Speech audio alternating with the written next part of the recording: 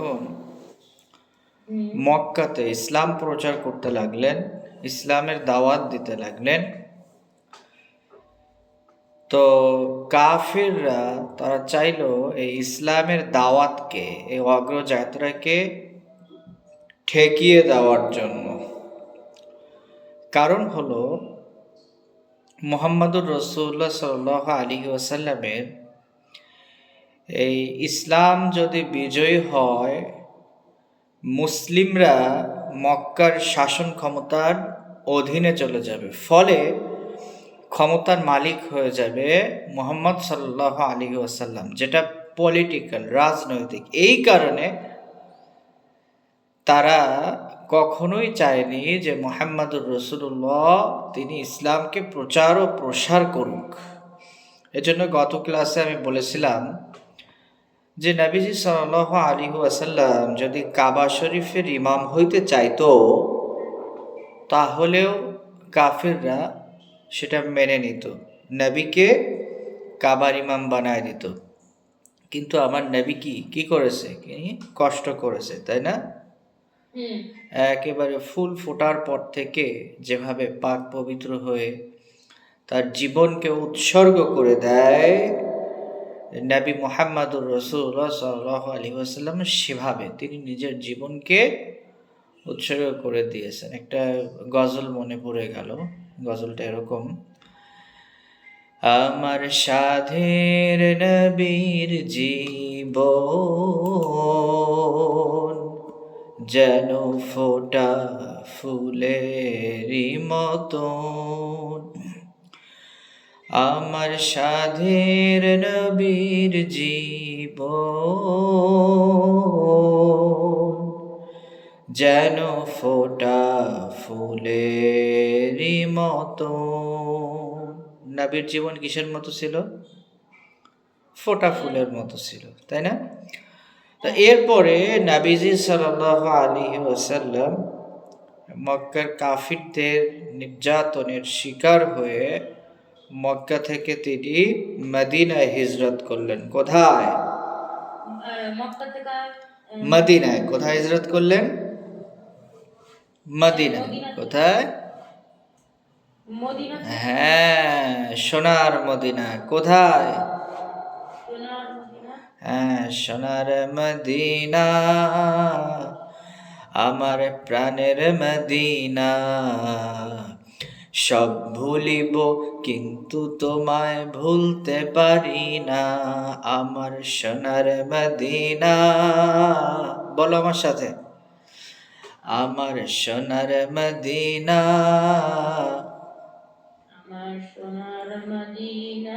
আমার সাথে সাথে একসাথে, আমার সোনার মদিনা। একসাথে হচ্ছে না, আলাদা হচ্ছে। আমার সাথে একসাথে বলো, আমার সোনার মদিনা, আমার প্রাণের মদিনা। সব ভুলিব কিন্তু তোমায় ভুলতে পারি না, সব ভুলিব কিন্তু তোমায় ভুলতে পারি না। ভুলিনি, ভুলবো না, ভুলতে পারি না। ভুলিনি, ভুলবো না, ভুলতে পারি না। সব ভুলিব কিন্তু তোমায় ভুলতে পারি না, সব ভুলিব কিন্তু তোমায় ভুলতে পারি না। আমি সোনার মদিনায় দেখেছি এত সুন্দর চমৎকার একটা পরিবেশ। আসলে নবীর বরকতে মদিনার পরিবেশটা ঠান্ডা। কেমন মদিনার পরিবেশ? ঠান্ডা। মক্কার লোকগুলো একটু গরম মেজাজের। কিরকম মেজাজের? একটু গরম। কিন্তু মদিনার লোকগুলো হচ্ছে তাদের চরিত্র, স্বভাব, অ্যাটিটিউড একেবারে ঠান্ডা, নরম। তো নবীজি সাল্লাল্লাহু আলাইহি ওয়াসাল্লাম মদিনাতে গেলেন, সেটির নাম ছিল ইয়াসরিব। কি নাম ছিল? ইয়াসরিব। মদিনার আগের নাম কি ছিল? প্রিভিয়াস নেম ইয়াসরিব। ইয়াসরিব। নবীজি সেটাকে চেঞ্জ করে নাম রাখলেন মদিনাতুন নবী। কি নাম রাখলেন? মদিনাতুন নবী। হ্যাঁ, নবীজি সেটার নাম চেঞ্জ করে রাখলেন মদিনাতুন নবী, অর্থাৎ এটার মানে হচ্ছে নবীর শহর। কার শহর? নবীর শহর। নবীজি নিজের নামে শহরটার নাম করলেন যে আজ থেকে এটার নাম মদিনাতুন নবী, মানে হচ্ছে নবীজির শহর। তো এবার সেখানে থাকতে লাগলো। আর ওদিকে এবার মুসলিমরা তারা সেই কঠোর নির্যাতনের মধ্য থেকে প্রাণ ভরে আল্লাহ তাআলার ইবাদত করে, সিজদা করে, নামাজ পড়ে, রোজা রাখে, সব করে। কিন্তু এই করায় মক্কার লোকেরা কি খুশি না বেজার? খুশি না? মক্কার কাফিররা খুশি? কি মনে কষ্ট, তাই না? ব্যাপক বেজার, মনে ব্যাপক কষ্ট, জ্বালা, মনের মধ্যে ব্যাপক জ্বালা। ওরা চিন্তা করলো আমরা মুসলিমদেরকে বিতরণ করলাম যেন তারা নামাজ, রোজা, ইবাদত থেকে, আল্লাহর থেকে ফিরে আসে, কিন্তু মক্কা থেকে মদিনায় যে মুসলিমরা শত শত গুণে বেশি বেশি করে আল্লাহ তাআলার সিজদা করছে, আল্লাহ তাআলার একত্ববাদের ঘোষণা করছে। লা ইলাহা ইল্লাল্লাহু বলো রে আমার মন। মনে আছে এটা? হ্যাঁ। তো তারা কি করছে? তারা লা ইলাহা ইল্লাল্লাহ, আল্লাহ তাআলার একত্ববাদের ঘোষণা দিচ্ছে। তো এটাতে আসলে তাদের মাথা খারাপ। এবার তারা চিন্তা করলো মদিনার মুসলিমদেরকে শান্তিতে থাকতে দেওয়া যাবে না। কিসে থাকতে দেওয়া যাবে না? শান্তিতে থাকতে দেওয়া যাবে না। কিসে থাকতে দেওয়া যাবে না? হ্যাঁ, ওই যে কথায় আছে না, ঘরের খেয়ে পরের বনের মোষ তাড়ানো, বিষয়টা অনেকটা সেরকম। তারা চিন্তা করলো যে এবারে আমরা কোনোভাবেই মুসলিমরা যেন শান্তিতে থাকতে না পারে, শান্তিতে থাকতে না পারে। এটা নিয়ে তাদের মনে ব্যাপক দুঃখ যে কেন মুসলিমরা মক্কাতে যে, মদিনাতে যে এত সুন্দর করে ইসলাম প্রচার করছে, সেখানে যে থাকতে। তো তারা কি করলো, বছর ঘুরতে না ঘুরতে, একটা বছর পার হইতে না হইতে তাদের যার কাছে যা আছে ঢাল, তলোয়ার, উট, ঘোড়া নিয়ে এসে মুসলিমদেরকে অ্যাটাক করলো। কি করেছে? হ্যাঁ, এটির নাম হচ্ছে বদরের যুদ্ধ। কিসের যুদ্ধ? হ্যাঁ, বদরের যুদ্ধে সুন্দর একটা পাহাড় আছে, পাহাড়টার নামটা আমার জাবালুর রিমাল। ওখানে সুন্দর করে লেখা আছে। এরকম বেশ উঁচু একটা বালির পাহাড়, বেশি উঁচু না, এই মোটামুটি 3 তালা সমান হইতে পারে। আমি পাহাড়টার প্রায় চূড়ার কাছাকাছি পর্যন্ত উঠেছি, তারপরে আর ওঠা সম্ভব হয় নাই, কারণ বালি। পাহাড়টা কিসের? বালি, স্যান্ড। পুরো মক্কা মদিনার পাহাড়গুলো হচ্ছে এই স্টোন, পাথরের, কিন্তু এই বদরের প্রান্তরের জায়গাটা হচ্ছে বালি, চারদিকে শুধু বালি, এই পাহাড়টাও বালি। আমি সেই পাহাড়টার উপরে উঠেছি এবং পাহাড়টা থেকে কিছুটা দূরে সামনে যে আসহাবুশ শুহাদা, শুহাদায়ে বদর যারা আছে তাদের কবর, আমি সেই মাকবারে জিয়ারত করে এসেছি। 14 জন সাহাবী সেখানে শাহাদাত বরণ করেছেন। আর কাফিরদের পক্ষে প্রায় 300+ নন মুসলিম মুশরিক এরা মারা যায়। তো এটা ছিল প্রথম যুদ্ধ। তো প্রথম যুদ্ধে ওরা হেরে গেল আর জিতে গেল ইসলাম। জিতে গেছে কে? ইসলাম, মুসলিম।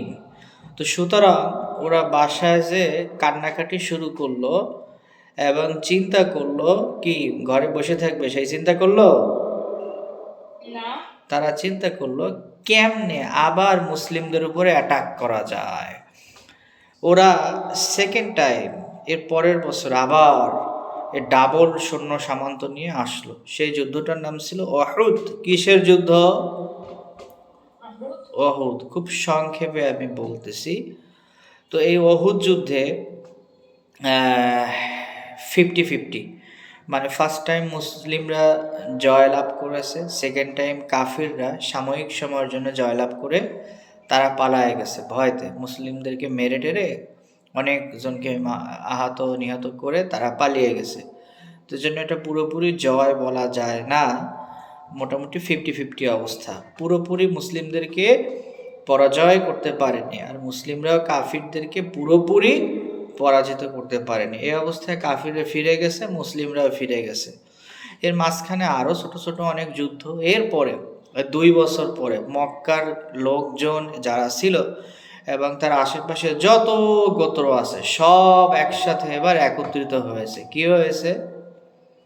একত্রিত, সবাই একসাথে। আমরা যেরকম দাওয়াত দিই না, যে অমুক তারিখ অমুক দিন আমাদের দাওয়াত মাহফিল আছে, তোমরা চলে এসো, ঠিক সেভাবে করে মক্কার মুশরিকরা সবাইকে দাওয়াত দিয়েছে। আশেপাশের যারা গোত্র ছিল, আশেপাশের যারা কাফিলা ছিল, দল ছিল, সবাইকে নিয়ে একসাথে একত্রে মিলে যুদ্ধে ঝাঁপিয়ে পড়েছে। এই যুদ্ধটা কুরআনের ভাষায় এটির নাম আহজাব। এটির নাম কি? আহজাব। বাংলা এটা পরিচিত খন্দকের যুদ্ধ নামে। কিসের নামে? খন্দক।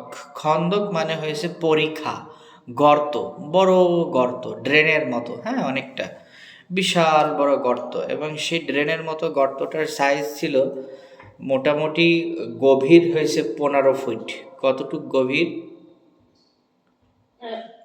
15 ফিট। কতটুক? 15 ফিট। আর চওড়ায় হয়েছে প্রায় 17 ফিট। কয় ফিট? 17 ফিট। হ্যাঁ, কিন্তু আমি এখনো কিছু আছে। ওই বড় যে পরীক্ষাটা ছিল, মূল পরীক্ষা, আজ থেকে 1400 ইয়ার্স অ্যাগো, তো আমি সেই পরীক্ষাটা এখন সবটুকু নাই, অল্প কিছু আছে, কয়েক কিলোমিটারের মতো জায়গা সেটা আছে, দেখে আসছি। এটা তো, কিন্তু আমি দেখেছি যে ওই যে 14 ফিট আর 17 ফিট, কিন্তু আমার কাছে মনে হয়েছে পরীক্ষা চারপাশে তো পাহাড়, তো তার মাঝখান থেকে পরীক্ষা, তো এটা দেখে আমার মনে হয়েছে যে কম করে হইলেও এই গর্তটা হবে 30 ফিট। কয় ফিট? 30 ফিট। আর চওড়া, এরকম চওড়াতে এটা আছে কম করে হলেও 20 ফিটের উপরে। তো এটা আমার দেখে মনে হয়েছে আর কি। হ্যাঁ, এত বিশাল বড় পরীক্ষা। এই পরীক্ষাকে আরবিতে বলে খন্দক। কি বলে? খন্দক। তো এই খন্দক, আর আল্লাহ তাআলার ভাষায়, কোরআনের ভাষায় এটির নাম হচ্ছে আহজাব। এটির নাম কি? আহজাব। আমি আগেই বলেছিলাম আহজাব শব্দের অর্থ, হিজবুন শব্দের অর্থ হলো দল, একটা দল। আর আহজাব মানে হয়েছে অনেকগুলো দল। কাফিররা এই যুদ্ধটায় অনেকগুলো দল এসেছিল। হ্যাঁ, একটা কাফিরদের দল, তার কাফিরদের পাশের গোত্রের দল, অমুক গোত্রের দল, তমুক গোত্রের দল, মক্কার চারপাশের দল, এরকম অনেকগুলো হিজব মিলে একসাথে যে যুদ্ধটা করেছে, এটির নাম ছিল আহজাবের যুদ্ধ। কিসের যুদ্ধ ছিল? আহজাবের যুদ্ধ। এই জন্য এই সূরাটির মধ্যে এই বিষয়ে আলোচনা করা হয়েছে, তাই এটির নাম রাখা হয়েছে আহজাব। আর এই সূরাটির ভিতরে এই বিষয়ে বলা হয়েছে। তাহলে কেন এই সূরাটির নাম আহজাব রাখা হলো, বুঝতে পেরেছো? আমরা এই বিষয়টি গত দিন থেকে আজকে পর্যন্ত আলোচনা করতেছিলাম। আশা করি বিষয়টা, সূরাটির নামকরণ কেন আহজাব হলো সেটি বুঝতে পেরেছো, এবং আহজাব শব্দের অর্থ কি সেটাও বুঝতে পেরেছো ইনশাআল্লাহ। ওয়া মা তাওফীকি ইল্লা বিল্লাহ। আজকে পর্যন্ত। আসসালামু আলাইকুম ওয়া রাহমাতুল্লাহি ওয়া বারাকাতুহু।